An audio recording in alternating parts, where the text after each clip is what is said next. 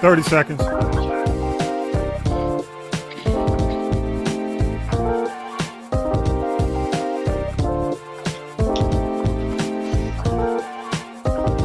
yeah.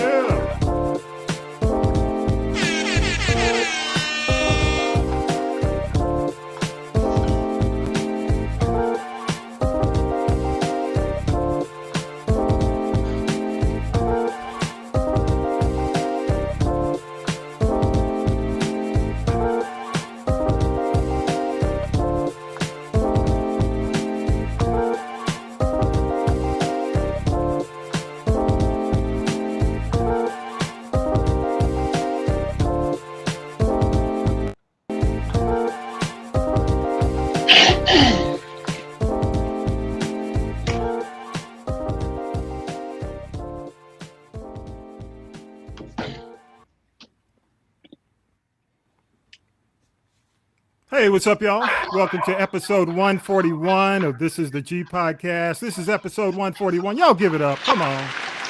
Come on. There you go, Tanya B. Hands up like you're on a roller coaster. Our guest is putting his hands up. Vi is so cool. You too cool for school, Vi. What's up with that, man? Oh yeah. But I'm your host, Tommy B. Thanks. And I gotta say thanks to everyone who supports the podcast. If you stream audio live, if you watch us live on Riverside, or if you watch us on YouTube, we appreciate you. Please subscribe to the podcast and make sure you share it with friends. We don't take your support for granted. We really appreciate you. Thank you so much. And I just want to, you know what I'm going to do at the end of the show, via Tanya B and Teddy, our guest, at the end of the show. I'm going to make sure and I know you got to go. Don't look. I am going to shout out the cities, some of the cities, that support us. We really appreciate it, man. Big time. So, I do like to every 30 days just thank the people who hang with us, man. But each week we do news, politics, pop culture, that piping hot tea with the one and only. Y'all give it up for Tanya B. Yeah. This is our legends of the pre-fall. And our guest, I say pre-fall because it's still summer. It's not, I can't say legends of the fall yet. That's why, we got Teddy out here. But the other thing is we always have a legend. That's Tanya B, because Tanya B is that indie radio chick doing her thing, been in radio for a long time. Papa was a radio jock, doing all that great stuff. And the Bird Wire is on every Saturday, every Friday and Saturday, 8 p.m., 10 p.m., Saturday at noon. What you got with the Bird Wire? How was the Bird Wire this week? Give us a little bit. It was pretty cool. I did a salute to the music of the summer of 1972, which was basically owned by James Brown. But I just wanted to bring out some of those old snap records. Did a little Isley Brothers in the layaway and pop that thing. I even pulled out Funky Granny by Kool and the Gang.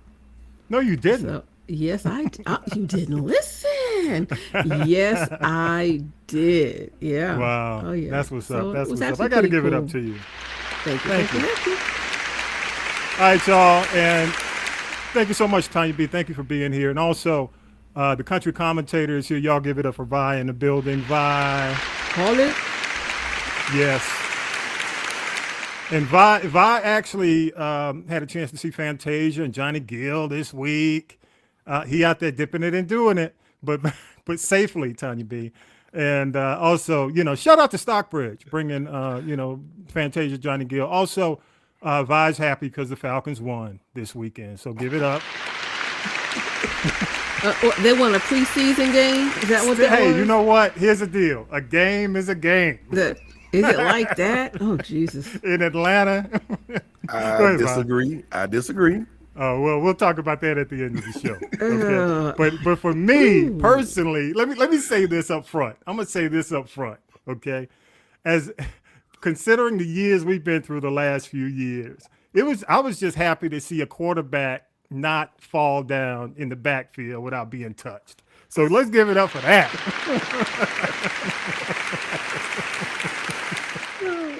Let's give it up for not seeing a ghost sack. Okay, so I'm happy. Okay, and here's the deal: special, very special week. I'm really excited. He's never been on the podcast, but we've talked occasionally over the years. And let me say this, man. I guess when I started my career in quote unquote big time. I guess it's big time radio. I was in Atlanta doing my thing, doing the music because I love music.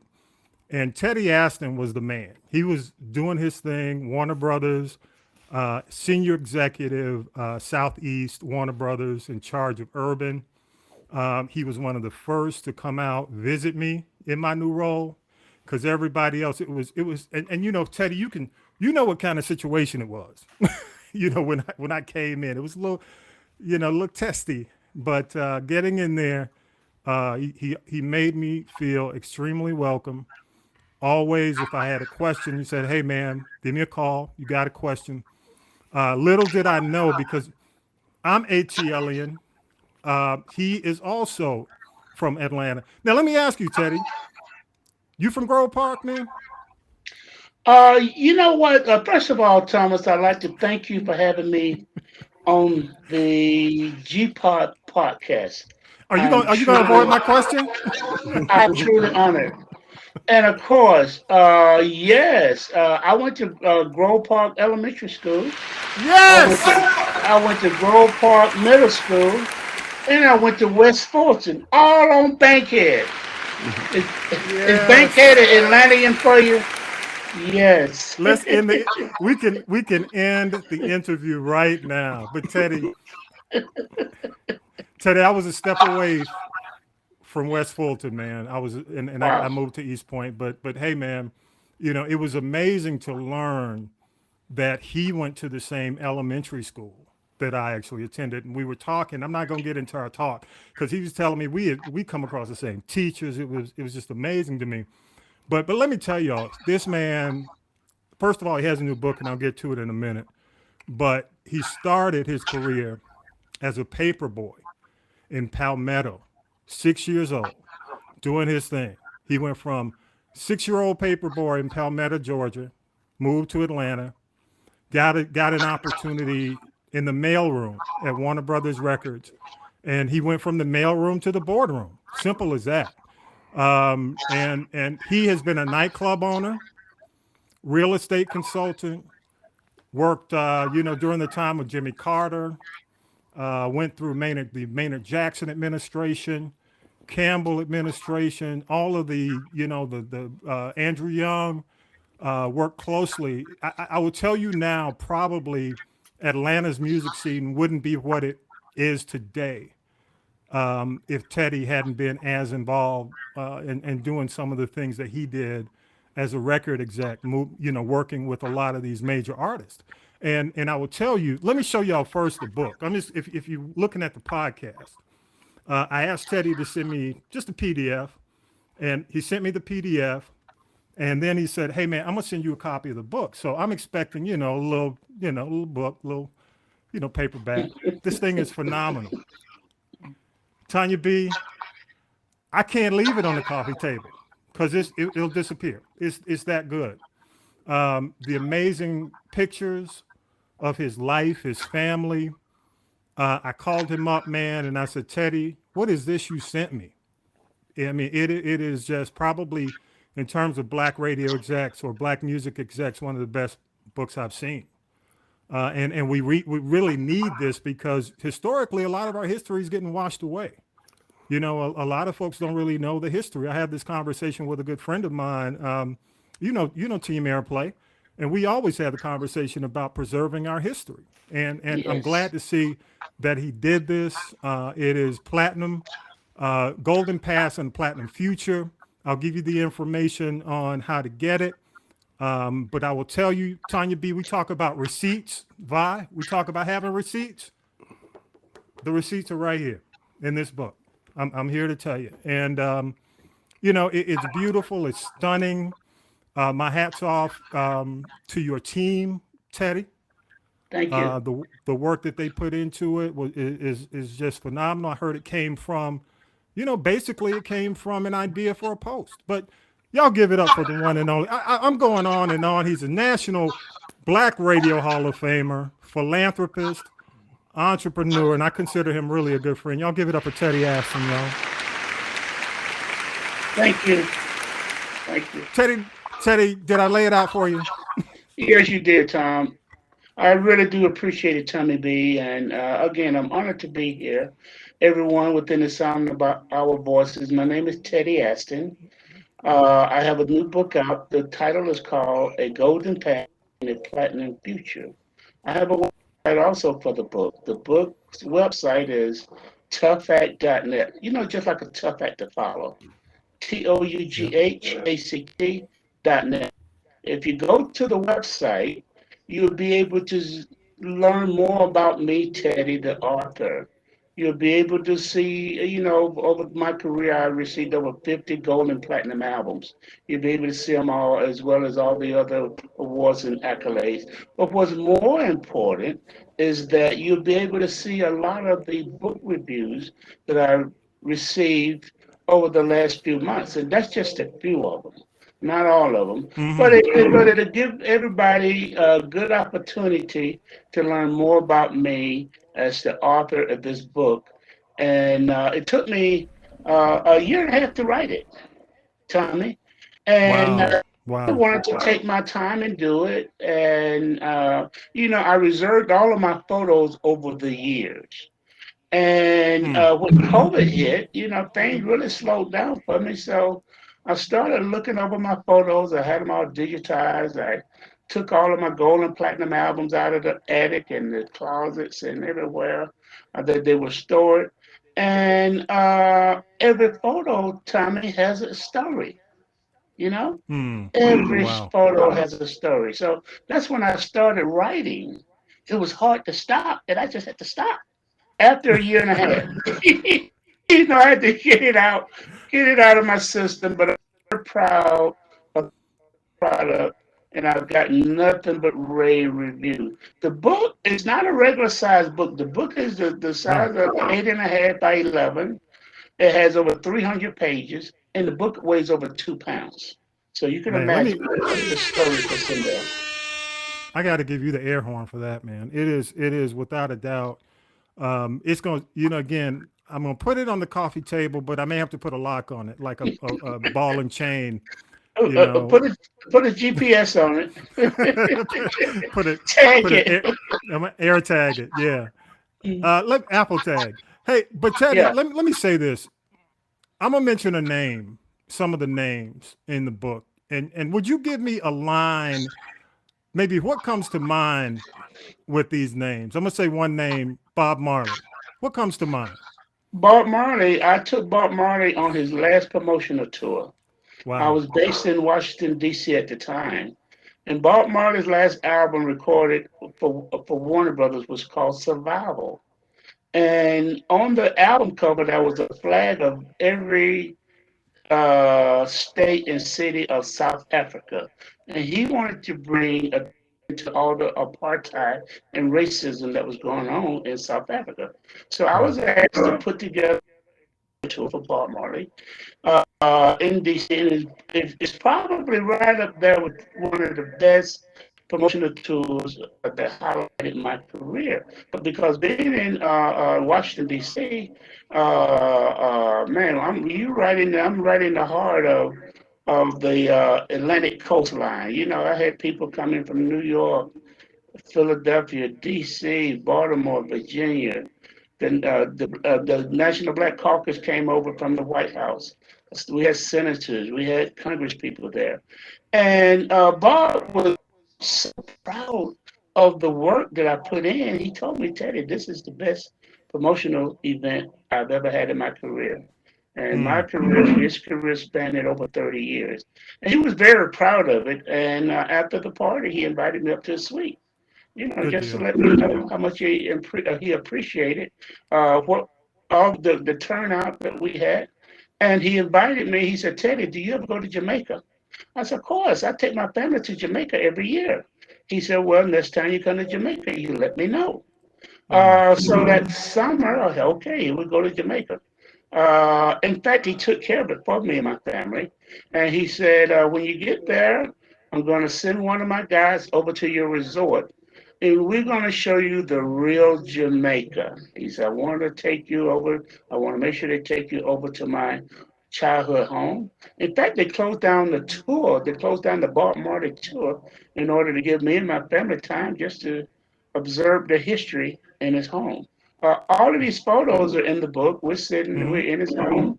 My wife and I were sitting on his childhood bed, that he slept in as a child. Yeah. Yeah. So that was one of the highlights of my career, but the story goes a lot deeper than that.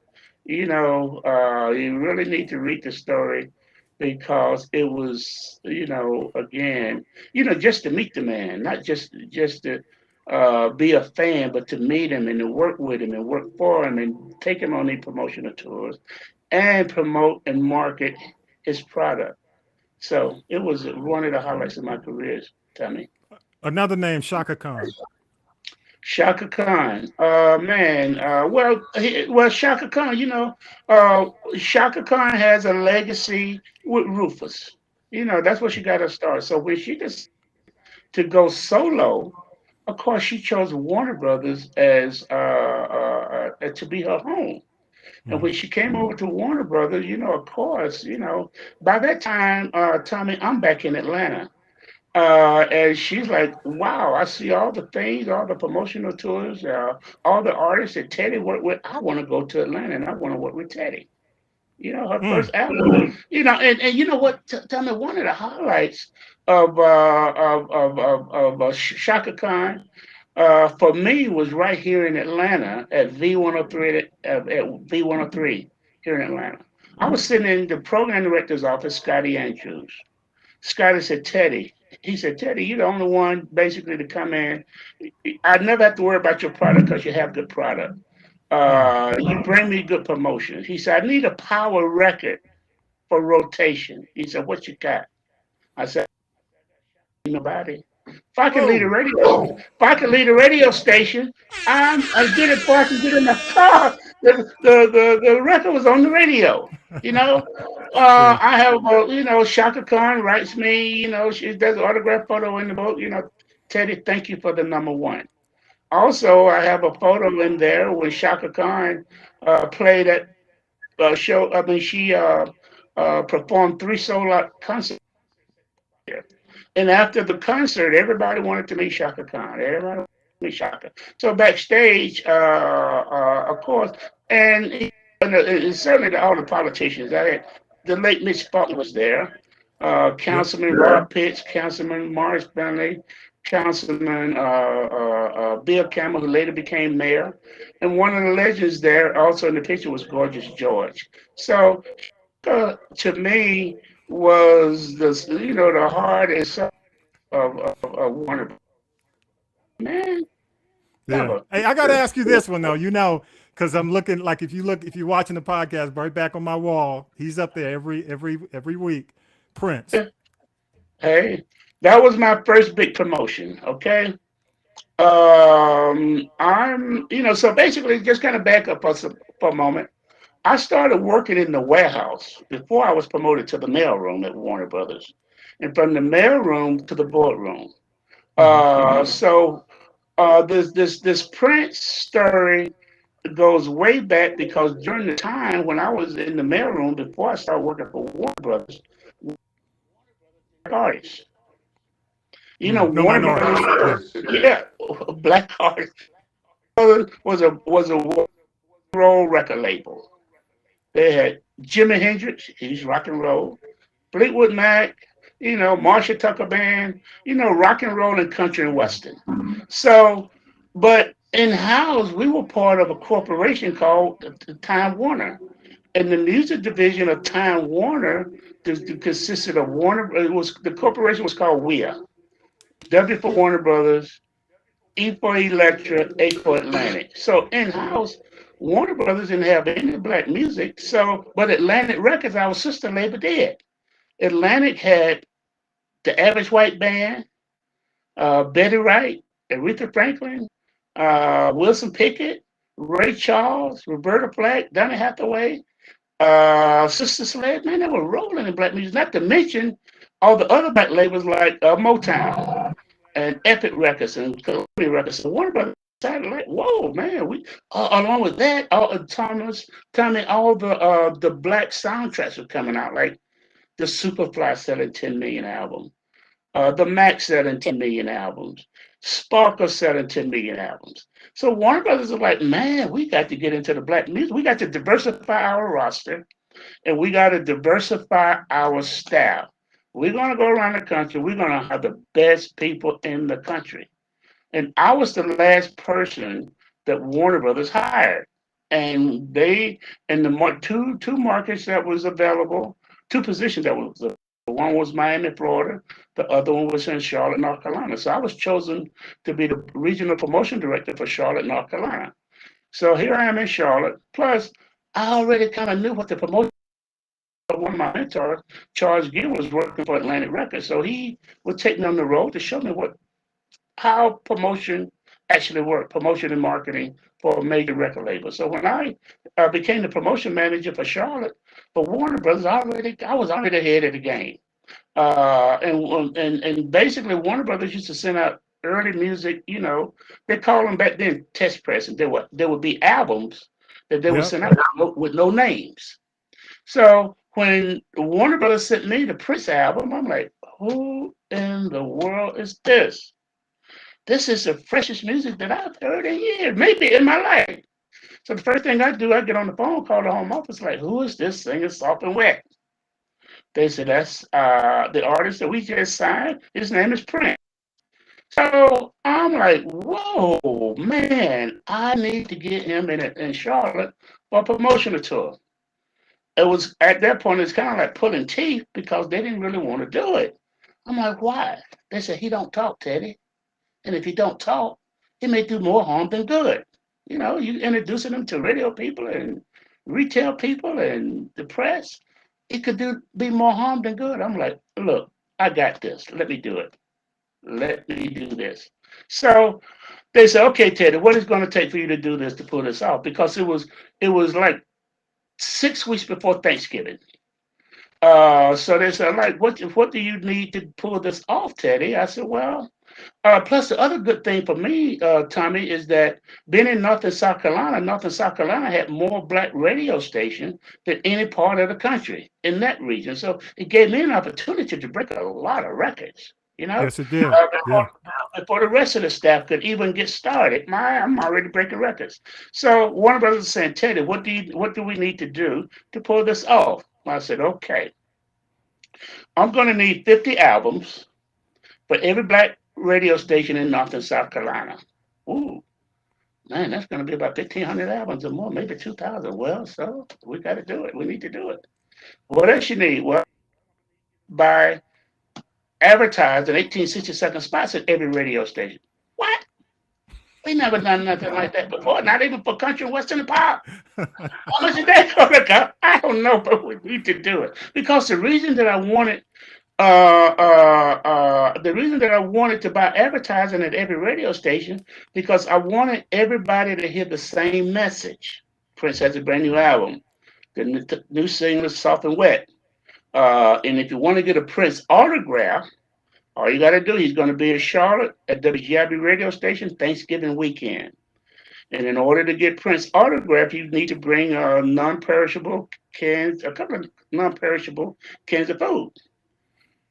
Tommy, people were bringing carloads of food. They were bringing box loads of food, trucks loads of food. Oh,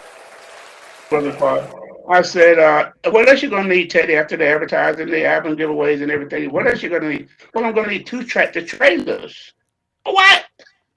We're going to have so much food. We got to have some food in it. So, okay.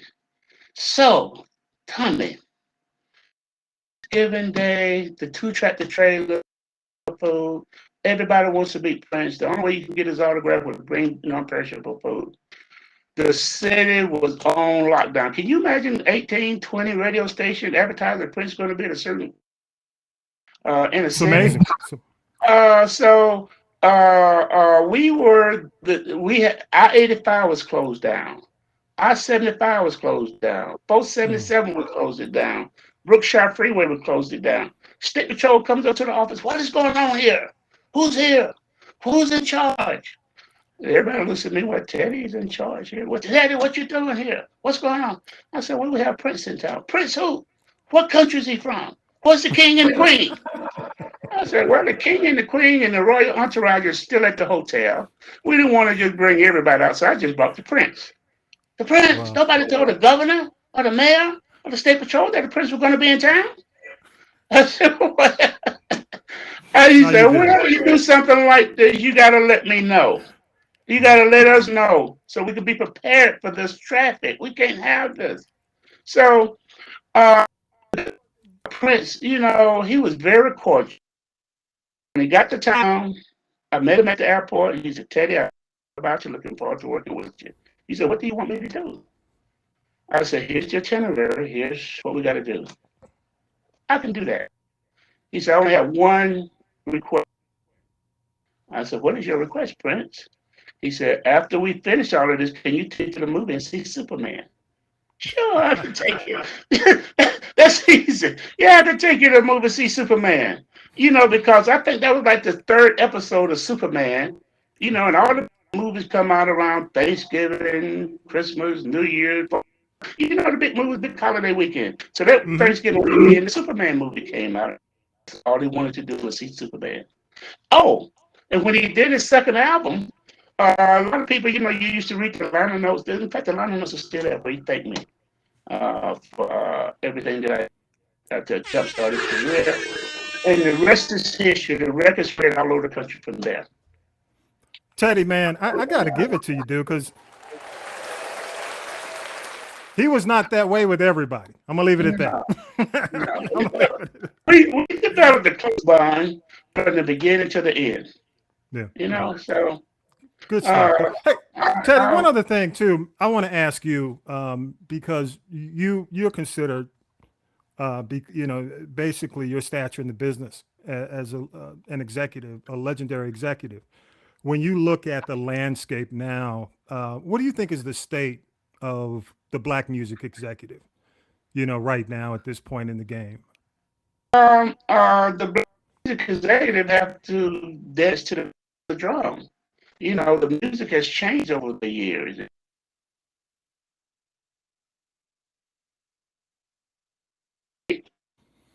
Marketed, the artists that I promote in the market almost no longer exist. Let me just kind of give you an idea, and we kind of take it from there. These are the artists that I had the chance to work with: Prince, Jimmy Jam and Terry Lewis, Mark Day and the Time, Vanity Six, Sheila E., Zapp featuring Roger, Madonna, Quincy Jones, Miles Davis, Tevin Campbell, James Ingram, Patty Austin, Bob Marley, Sly Stone, Larry Graham, Donna Summer, Sylvester, Shaka Khan, Ashford and Simpson, George Benson, the Funkadelics, Boosie's Rubber Band, Rod Stewart, A.T., Biz Marquis, Big Daddy Kane, Michael McDonald, Al B. Sure, Karen White, George Benson, Earl Klugh, Bob James, foreplay featuring Bob James, Lee Ritenour, Nathan East, and Harvey Mason, Algernon Davis Sanborn, the Isley Brothers, Joe Sample, Rose Royce, Frankie Beverly, Jennifer Holliday, Keith Washington, Atlantic Star, Jasmine Guy, the Force MDs, Club Nouveau, and the Tom Tom Club, just to name a few. That's my Teddy. That's my library. Yeah, and you can verify that, Thomas, because you were program director, music director, B103 at the time. I was there. I promoted as I brought them to your office. And the good thing about it is that my job was like a kid in a candy store. Like when they say when you love what you do, it's not really work. So I was able to really, really enjoy my work. I enjoyed it. I enjoyed all the people that I worked with. I enjoyed working with the program directors, the general managers, the receptionists, the elevator operators. I didn't care who you were. You know what I mean? Respect. And I've always respected everybody. I don't care what position they were at a radio station or a record store or a music distributor. Y'all, I want to say, just give it up to Teddy Aston.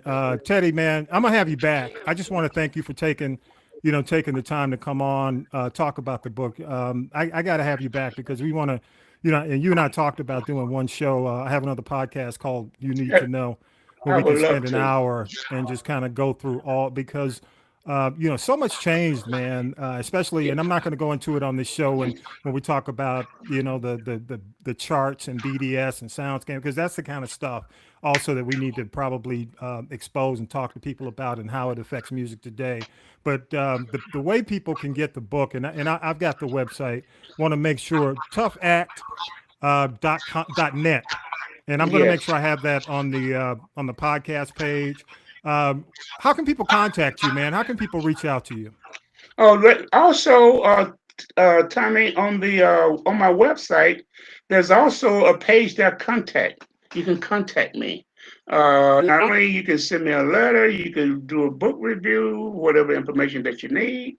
Also, I have a phone number at my office. It's 404 area code 842-4600.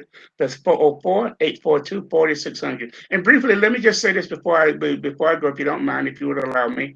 You was asking he was asking about the state of music and the music executives of today. But so much of the music has changed. I mentioned all of those artists that I mentioned, R&B artists, the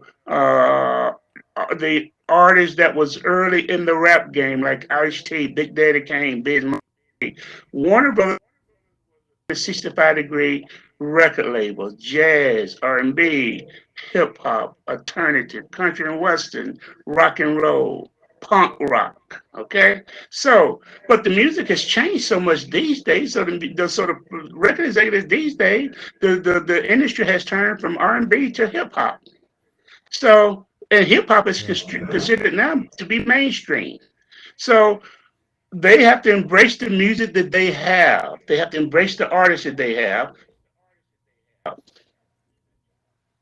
Yeah, so true. Let me give it up one more time. The one and only Teddy Aston. I'll make sure I have the information on the website. Again, Teddy, I just want to say thank you, man. Thank you for the work you've done. It's I don't want to say it's sad. It's just a part of life. We come together, man, when we lose people, like, for example, you and I, we saw a lot of each other or heard from a lot of each other. Saw a lot of posts with the loss of Mitch Faulkner, and then, J.R. Dino. You lost a significant part of your family, man, your Warner family and your business family, and CC. And the artists that I work with. Who whenever, and the artist, man, so I just say, man, kudos, keep doing what you're doing, keep doing it as a music executive, former, but still got your hands in it as a real estate consultant, you and your wife, and just doing your thing, man. Don't stop. And again, this book is amazing. I tell you, man, for anybody who's looking for a really good read on the music industry, definitely check it out. I'll make sure the information's on our podcast notes. Please, Teddy, again, thank you, man. I got to give it up. One and only Teddy Aston. Thank you so much, sir. All right, man. Enjoy your Sunday, okay? Will do. All right. Tanya B, and Vi, let's do this. Let's do news with Syracuse Mike, and we'll come right back. News team, assemble! It's time for the Week in News with Syracuse Mike. Former President Trump says the FBI raided his Mar-a-Lago home in Florida. He's not happy about it and was in New York when it happened. Two sources said the search was related to long-discussed allegations that allies of Trump improperly removed boxes of presidential records from the White House after leaving office. The FBI did not comment about the reports. Two of the three men convicted of murder and federal hate crimes in the death of Ahmaud Arbery have been sentenced in Brunswick to life in prison for the federal hate crimes. Travis McMichael, who fatally shot Arbery, gets life plus 10 years. His father, Gregory, gets life plus 7 years. They both will serve the state and federal sentences at the same time. Late Monday afternoon, we learned that their neighbor, William Roddy Bryant, who was also convicted of murder, was sentenced to 35 years in prison for hate crimes. He apologized in court to Arbery's family. For the first time, Gregory McMichael also spoke in court, apologizing to his wife and his son. Plus, he had a message for Arbery's family. McMichael said, "I'm sure my words mean very little to you, but I want to assure you I never wanted any of this to happen. There was no malice in my heart or my son's heart that day. Wanda Cooper-Jones is Ahmaud's mother. I think now that he realized that he made some horrible decisions, unfortunately his apology doesn't bring back my son, but I do accept the apology.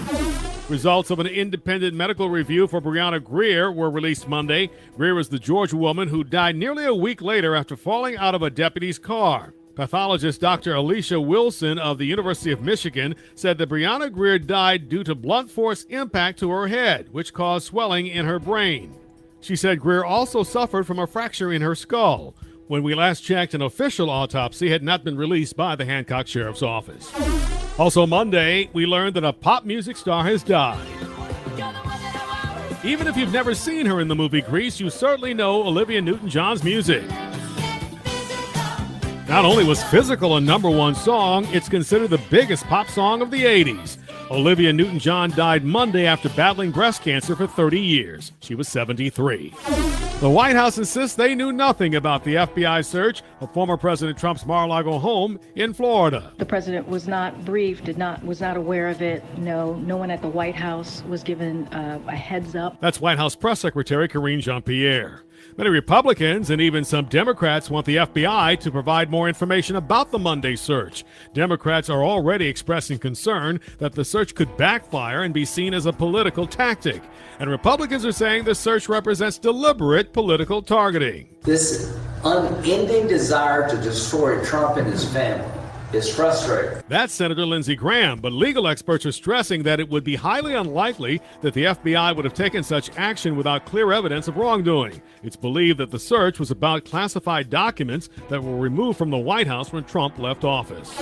Hitmaker Lamont Dozier has died. He was 81. Dozier was part of the famous Holland-Dozier Holland writing and production team. The trio was responsible for Motown hits like Stop in the Name of Love for the Supremes and Marvin Gaye's How Sweet It Is to Be Loved by You, just to name a few.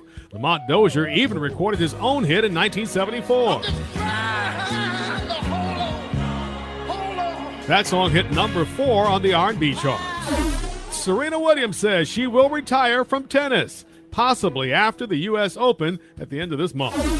At a deposition in New York, the former president actually invoked the Fifth Amendment, choosing to not answer questions for New York State Attorney General Letitia James's long-running civil investigation. The case involves allegations that Trump's company misled lenders and tax authorities by misstating the value of assets, including some of his buildings and golf courses. The case is not connected to the FBI search of Trump's Florida home. With gasoline prices dropping, inflation reached 8.5% in July, compared with a 40-year high of 9.1% in June. President Biden. We could face additional headwinds in the months ahead. Our work is far from over, but two things should be clear. First, the economic plan is working, and second is building an economy that will reward work. The nation's Attorney General addressed the FBI's search of the home of former President Donald Trump. The search was unprecedented in American history. First, I personally approved the decision to seek a search warrant in this matter. Second, the department does not take such a decision lightly. Upholding the rule of law means applying the law evenly, without fear or favor. Under my watch, that is precisely what the Justice Department is doing. That's Merrick Garland. The Justice Department has also asked a court to unseal the search warrant that the FBI received before searching Trump's Florida estate. Now, to be clear, it was Trump who made the search public, and he could have already released more details about what was in the warrant and some of what was taken. The FBI is dealing with threats following the search. In Cincinnati Thursday morning, around 9 a.m., an armed man attempted to breach the FBI visitor screening facility. He was unsuccessful and got away. During a pursuit, the suspect and officers exchanged gunfire, leading to a standoff. The standoff ended, and Ohio Highway Patrol Lieutenant Nathan Dennis says suspect was deceased. Authorities believe the incident in Cincinnati is just part of ongoing threats against the FBI after the Mar-a-Lago search. Thursday, Attorney General Merrick Garland called for the warrant for the search of former President Trump's home to be unsealed. The department filed the motion to make public the warrant and receipt in light of the former president's public confirmation of the search, the surrounding circumstances, and the substantial public interest in this matter. Trump says releasing the documents is okay with him. In a statement, he said, "Release the documents now," and referred to the FBI search as an un-American, unwarranted, and unnecessary raid. Republicans and others have been demanding the Justice Department reveal more information about the search. It now looks like that's going to happen. Various media outlets are also reporting that FBI agents were looking in part for classified nuclear documents. Thursday, Vanessa Bryant, Kobe Bryant's wife, walked out of court in tears during testimony that described images taken at the scene of the fatal helicopter crash that killed her husband, her daughter, and 7 other people. Bryant filed a federal civil lawsuit against Los Angeles County. It's about photos from the helicopter crash in 2020 that Bryant's attorney says were shared by county fire and sheriff's department employees in settings not relevant to the investigation, including at a bar. The trial is expected to last about 2 weeks, and witnesses will likely include Vanessa Bryant and the LA County Sheriff. And this just in, late this afternoon, we learned that the search warrant for former President Trump's Mar-a-Lago home was unsealed by a judge today. The documents reveal that Trump is under investigation for espionage. The former president is being investigated for possibly breaking 3 federal laws: removal or destruction of records, obstructing an investigation, and violating the Espionage Act. Now, that does not mean he's a spy. It likely means Trump may have made it easier for spies to get sensitive information by removing the documents. More on this in the coming days. Also breaking, the House has passed the Inflation Reduction Act. Thank you so much, Syracuse Mike. By the way, Syracuse Mike is going to be on the show next week, so excited about that. But first of all, I want to say thank you guys for hanging with us on the news. It was not a normal week at all. I mean, it was not a normal week. I will tell you that it's probably one of the most, how can I say it? I don't even want, I mean, problematic doesn't I think it was a very week. taxing week. It was a very taxing because Yes. every day there was always something. And then here comes something else and something else. And I got to tell you, this is, I think, the longest week in review that Syracuse Mike has had to do because there's just so much going on. He put in the work this week, man. Syracuse Mike was sweating, had to be sweating this week. But here's my thing, and I got to say this, y'all. We're news. Part of what we do is news and politics. If this is your first time listening to this show, part of what we do is news and politics. And, I just got to say to all those folks who love, or Cheeto Jesus, if you pray to the altar of Cheeto Jesus, Wait, stop. That's blasphemous. This is call him Cheeto 45 because Jesus would not be pleased. Okay. For them. Let them Cheeto say Jesus. Cheeto 45. In his eye, he still ain't done no wrong. The government. Exactly. Yeah, he thinks he is Jesus. But how can you be surprised? Because here's my point. You got 2 impeachments. You got the Mueller report. You've got Ukraine issue, the Ukraine controversy. There's got to be something that wait, before you say anything, I know what you're going to say, but I'm just saying to these people, it leads me to believe that the fact that a lot of people believe that this is a cult is truly real. Because after so many instances, still love him. They still love him. Well, it's just like John Gotti, that he was a Teflon Don, and then it took all those years until something stuck. And when it stuck to him for Trump. I'm going to play a clip, too, about the Fifth Amendment. Go ahead. I'm like that comedian. I want my woman to be a Trump lover. I want my woman to love me like they love Trump. No matter what y'all hear about me, she gonna believe in me. She gonna believe it, and she gonna believe in me. It's just amazing. It's like the R. Kelly cult. It's like the R. Kelly cult. No matter what, he did nothing. People always know the FBI do not do anything unless they know they got you. Yeah. I mean, big time. I just they don't do anything unless they know they got you. That's true. And see, the other thing, and I'm not going to go into it. We got Syracuse Mike coming on next week, and I'm probably going to reach out to, hopefully I can get Harold Michael Harvey to come in, because one of the other things I want to talk about next week when we get into it, I don't want to get into it too much this week, is the fact that really and truly, all he had to do was release the warrant. If he would have just said, first of all, he didn't have to say a word about the fact that they quote unquote raided. He didn't have to say anything. Nobody knew about it. He said it. The other thing is, all the talk he did, all he had to do was release the warrant. If he was so confident that there was no issue, he could have made the warrant public. The other thing I've got to say, and I'm gonna leave it at this, The fact that nuclear issues, that some type of nuclear issues involved in this, is going to elevate this to a whole new level. That was scares me, dude. Why are you taking nuclear stuff to Margot?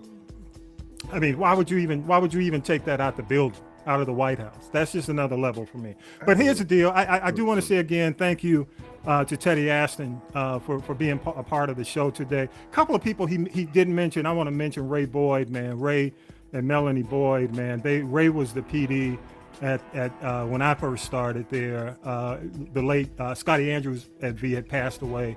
Ray and Melanie Boyd, they're in the book. They're actually mentioned in the book. Our very own Syracuse Mike Roberts is in the book, and I just want to, again, just say thank you, Teddy, man. Thank you so much for coming on today. Keep rolling, man. I got it again. We're gonna do a long form thing with Teddy on You Need to Know. I got to do that coming up. But y'all know, y'all know what time it is. I'm gonna go ahead and get ready for this. Now then, children, it's time for tea. It's tea time, y'all. Sipping the tea with Tanya B. No breaks. We just rolling and rolling.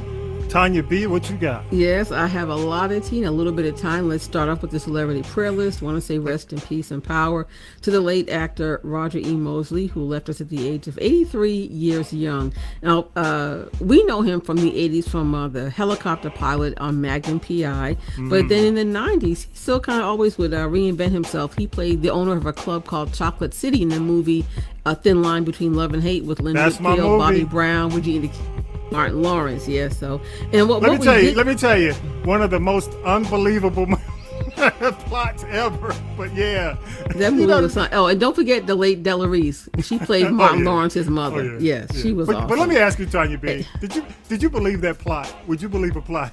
Absolutely. Okay. Right. It's a great movie, but I'm sitting there like, okay. No, okay. Look, it happened to one of the people who probably wrote the screenplay. But I also want to let you know that Roger E. Mosley, what people didn't know, he had just recently suffered a paralyzing car accident. He was paralyzed, I believe, from the chest down, and then just took a turn for the worse. So while his family thought he might have been getting better and it wasn't publicized, that was a large contributor to his loss of life. And I know Syracuse Mike mentioned Lamont Dozier, and I think he definitely is part of the soundtrack of just American music across the board coming out of Motown. But what we forget about this, back in 1969, he and the Holland Brothers were early entrepreneurs. They owned 2 independent record labels, not one, but 2. So they gave us songs from Invictus label, Free to Pain, Band of Gold, and Bring the Boys Home. We had all those records by Chairman of the Board, as well as one of my favorite songs by the Honeycomb, Want Ads, and things along that line. So they did that, and I know. Can I give a quick shout out to Norman Johnson, who is the son of General Johnson, yes. Who was on the show, and he spoke about Invictus and his dad. His father was a big part of Invictus. Oh, yeah, absolutely. And, wrote a lot of songs. You know what people don't know? General Johnson, I believe I'm correct, and I'm very, very usually I am. The hit song by Clarence Carter called Patches was actually written by General Johnson. Yes. As a matter of fact, he corrected me and said, his dad actually performed that. Yeah, it's on YouTube. Yeah, in concert. And so Lamont Dozier also gave us, the songs again, the soundtrack. He talked about Martha and the Vandellas, Heat Wave, The Supremes, Where Did Our Love Go, and Stop in the Name of Love. They wrote Baby I Need Your Loving for Marvin Gaye, and just a lot of things. And then he also, won a Grammy, and he won a Golden Globe for his work on movie soundtracks, as well as the song Two Hearts by Phil Collins. And if you listen, that song has a retro Motown sound to it. So he'll be missed. He leaves a great legacy of music, and the Holland Brothers are still. What was weird too, Tanya B, and people don't talk about the fact that they didn't get along with Berry Gordy. That's why they left. It was all over. But it was so bad that Berry wouldn't let them use. They couldn't use Holland. They couldn't use their names. Did you know that? Yeah. Well, see, what people don't realize that Berry, he was slick like that. Otis Williams. I think Otis had to buy back the name of the Temptations. The Supremes. It was formerly of the Jacksons became. Because Motown owned the Jackson 5. But he wouldn't let them use Holland Dozier Holland. Yeah. Wow. So yeah, unbelievable. Wow. Unbelievable. Also, want to talk about Nipsey Hussle. He is going to be. He is only one posthumous awardee by the Hollywood Chamber of Commerce. He's getting a star on the Hollywood Walk of Fame tomorrow, which would have been his 37th birthday. And it took 2 years for this to happen, but there's still I'll call a thing a thing. He wasn't an A-list rapper. Let's about it. But people, he always knew how to engage people. He did a lot for the community and the culture. I think that's why people really loved him. Because I don't even know if he ever hit the charts, but he was that underground dude that stayed in the neighborhood and tried to do things to lift people up. So I think he deserves it. Honestly, more than a lot of other people that are getting him, but he deserves it. I agree. And now we're going to I'm going to talk about Patti LaBelle and the girls. Now, Patti LaBelle and Jasmine Sullivan are two of Philadelphia's favorite singers, and I hear that collaborating on a project.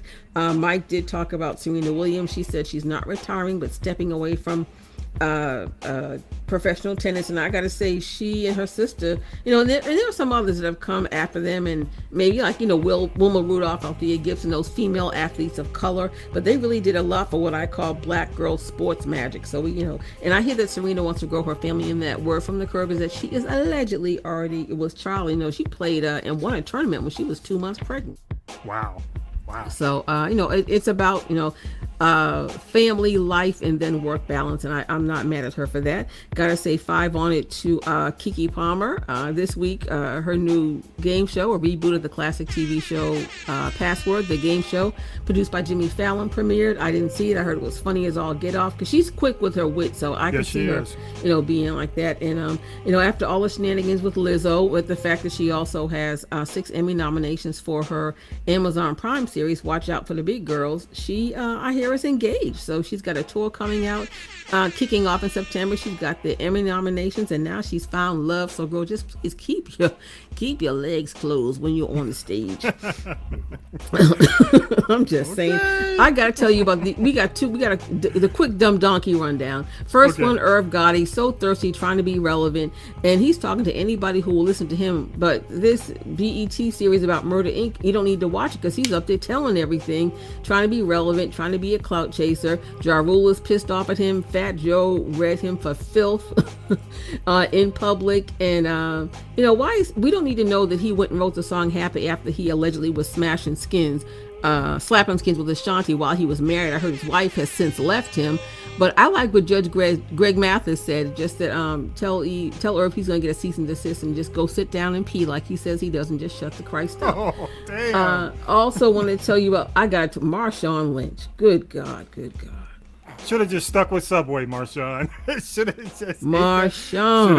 have just, call Uber Eats and ate that Subway. Marshawn chilled at home, dude. Got arrested again for DUI, this time in Vegas, and they're trying to say, oh, he was profiled, he was pulled out of the car, he was pissy drunk. Let me tell you this, he was doing the James Brown, driving on the rims, and one of the tires on the car was missing, and he was bouncing off of the curbs, and that's why the cops pulled him over. But then he said he stole the car. But I'm saying, Marshawn, if you stole the car, how'd you start it? I'm just saying. It must have been a Kia. No, I know. I thought it might have been, but if you saw the picture, it was far from a Kia. It was far from a Hyundai. Trust and believe when I know, right? And this is not his first time having a DUI arrest. Dude. And I say the courts must be backed up because he doesn't go to court until December. So maybe why he'll be you in need jail. to drive, man? He'll be in jail. Let me finish. He might be in jail for Christmas because he goes to trial. He goes to court in December. So that was less than smart. And then with the female dumb donkey of the week has got to be Joycelyn Savage, the alleged fiance of R. Kelly. So she must need money because they took all his money off the books for the feds down to the jail. And now he's only got $500 left, and I'm thinking that would give him $16 a year for the next 30 years, and you really can't buy many chips or cigarettes with that. So, but here's a gag about her. 2 things about her, and I think she really is having a mental health crisis. She's written this book. It's on Amazon. It's for sale. It's only 11 pages, talking about how much she loves R. Wait Kelly. a minute, how what? he's 11. 11. Wait, there's more. There's more. So I'm like, girl, you must really, she must be getting close to eviction. So then in the book, she drops a bomb talking about she's pregnant. I'm like, okay, so if you're pregnant by R. Kelly, who's going to get fired for letting you have a conjugal visit with that man while he was in the jail? Wait a minute, that's what I'm saying. We can do the math, right? Can we just do the math? But here's the Count gag. backwards. Well, I guess somehow she took the Oh, mega my bus from God. Chicago to Brooklyn because he didn't get to what do you call it? I don't. He's due to start that trial in Chicago any day. But then now she's claiming she's going to write another book, and in this one she's going to talk about. And that's why I think she's got some mental issues. She need to going. jump on the Trump chain. The Trump train. Wait. Well, she's claiming that allegedly to drop this bombshell revealing sexual abuse by family members. So I think that young lady has some issues, and we got to lay her on the altar. And I also want to say, now let's go on to some good news. I want to say congratulations to Quinta Brunson, the new face of Olay Beauty Products, and as the creator of Abbott Elementary. The show won 4 awards at the most recent Hollywood Critics Association Awards. So, and don't forget, we've got the Emmys coming up in September, which is next month. So Quinta is really doing her thing. And I want to say, this is dumb donkey. You don't go and take a name like Oprah, anybody that has a one-word name, Oprah, Mariah, even Tony Braxton, just people with the one name. You don't go and use their name. So there are these 2 Oprah super fans that have this podcast called the Oprah-demics, and they are being sued by Harper for copyright infringement because they didn't get permission to use Oprah's name, and they said all they do is pay homage to Oprah, and they dissect Oprah don't care.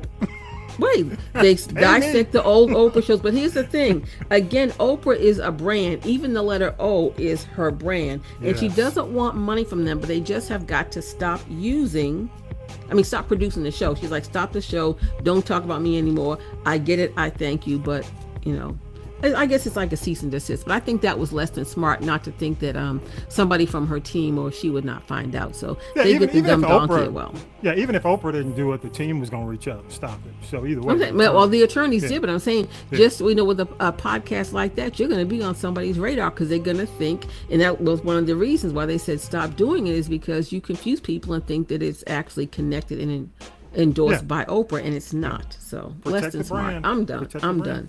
Good stuff. And I got to do my Shy update, y'all. Big, and I got big news about the Shy before I end the report. But y'all, Tiff. What is? That's all I got to say. If you watch the show, Tiff made an attempt to tempt Emmett. Okay. I'm not going to say whether or not it worked because you may not have watched the episode, but even after she had the chat with Keisha, how messy is it to go test your ex? How messy is that? But I think it's going to backfire based on what I'm seeing for the promo for the next week with her man. So we'll see how that goes. Jim and Jake are working to try to rebound after tragedy. Bakari is a mess. Papa trying to do good. You're making things worse. Papa, you need to step out. That's all I have to say. You mean well, but this dude is bad news. Shad, the Jason Weaver character, y'all. I thought you were smarter, dude. He might have lost a good woman in Deja for a moment. We'll see what's up with that. Triggs, Valentine promise to Fatima. What could it mean? Because this week they did the Valentine show because they don't care about what's currently happening.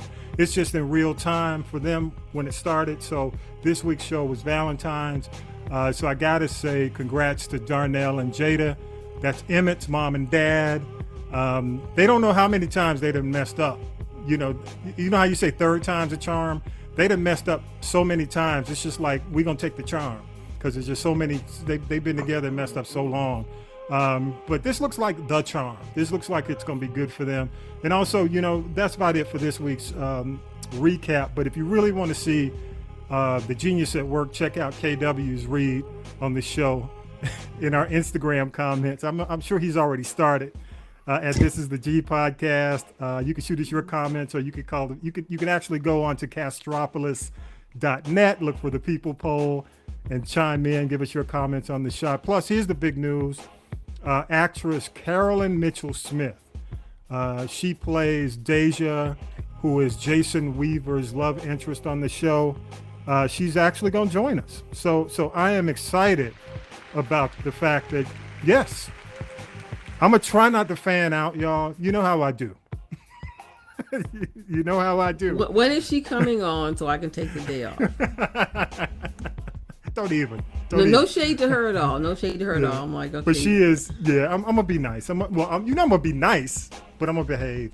But she's agreed to come on the show and talk. And they've only got 2 episodes left, actually, in the season.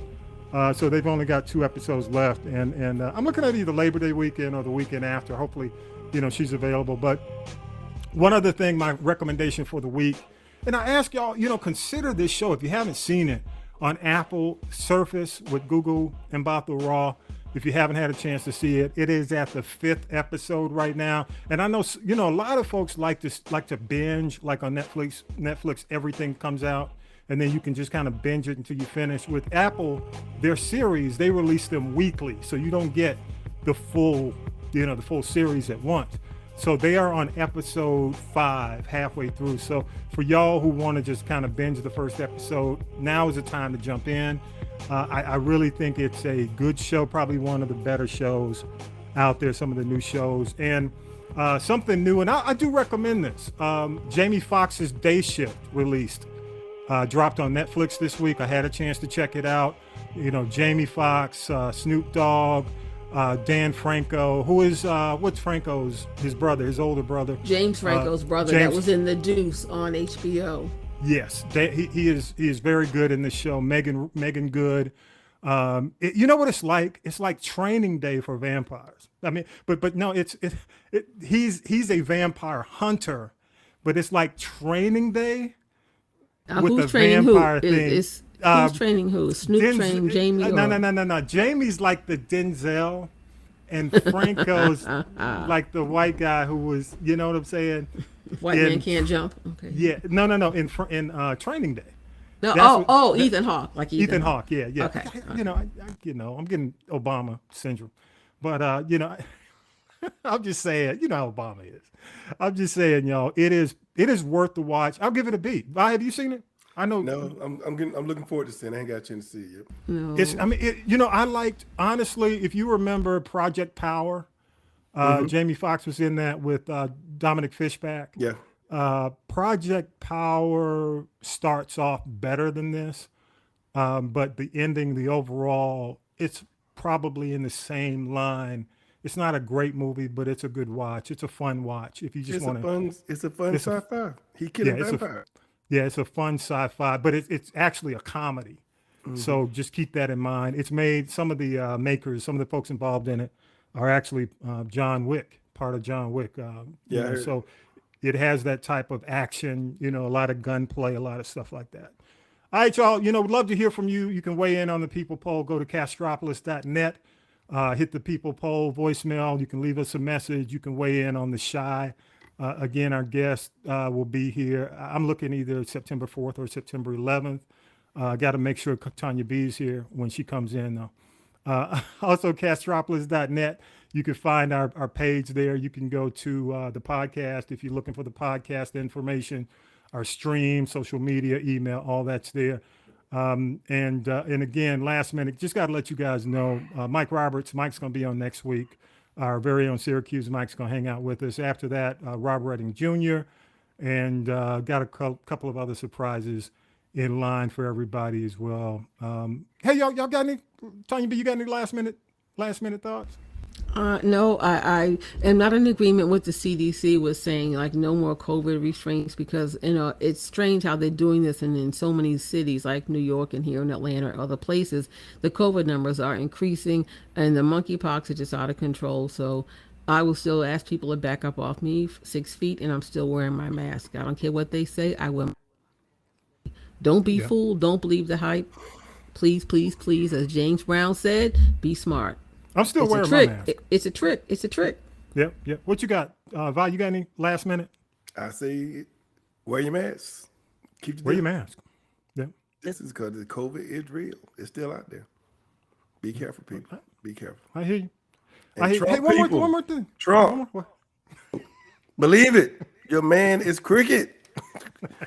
He does not love this country. He loves himself. He just loves to cover that. Let me be quiet. He loved to cover the ball spot, but anyway.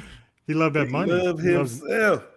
He loves money. Oh, right. He loves to see how much crime he can get away with. You know, I think he believes that crime He pays. only wants to run for president again to keep himself out of jail.